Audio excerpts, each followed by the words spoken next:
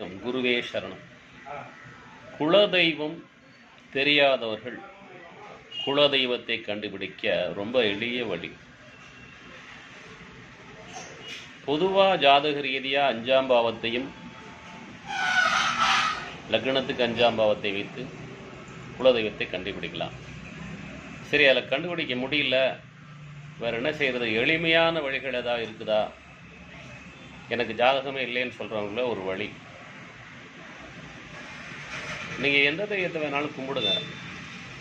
ஆனால் இரவு தூங்க போகிறதுக்கு முன்னாடி உங்களுக்கு விருப்பமான தெய்வம் ஒன்று இருக்கும், இஷ்டமான தெய்வம், ரெகுலராக போகிற ஒரு கோயில் இருக்கும் இல்லையா, அந்த தெய்வத்துடைய பேரை அமைதியாக தூங்குறதுக்கு முன்னாடி ஒரு 108 முறை அமைதியாக சொல்லுங்கள் மனசுக்குள்ள.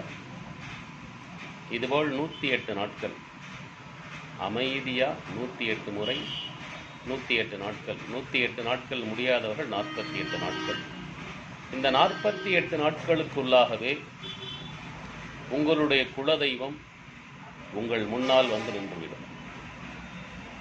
முயற்சித்து பாருங்கள். மிக எளிமையான வழி, ஆனால் மிக வலிமையான வழி. சாஸ்திரங்களிலே இவ்வாறு சொல்லப்பட்டுள்ளது. நமது முன்னோர்கள் இவ்வாறு சொல்லி வைத்துள்ளனர். முயற்சி செய்து பாருங்கள், வெற்றி பெறுங்கள். குலதெய்வத்தின் அருள் பெற்று வாழுங்கள். நன்றி, வாழ்த்துக்கள். பண்டிட் எம்ஜிபி, 43 வருட ஜோதிட அனுபவ ஆராய்ச்சியாளர், யோகா மெடிடேஷன் குருஜி. நீங்கள் விரும்பினால் உங்கள் ஜாதகத்தை, உங்கள் ஜாதக ரீதியான விளக்கங்களை, நீங்கள் ஜெயிப்பதற்கான சூட்சுமங்களை மிக எளிய பரிகாரங்கள் மூலமாகவே அடையலாம். நீங்கள் விரும்பினால் என்னை தொடர்பு கொள்ளலாம். வெற்றி நிச்சயம், வெற்றி நிச்சயம், வெற்றி நிச்சயம். பண்டிட் எம்ஜிபி.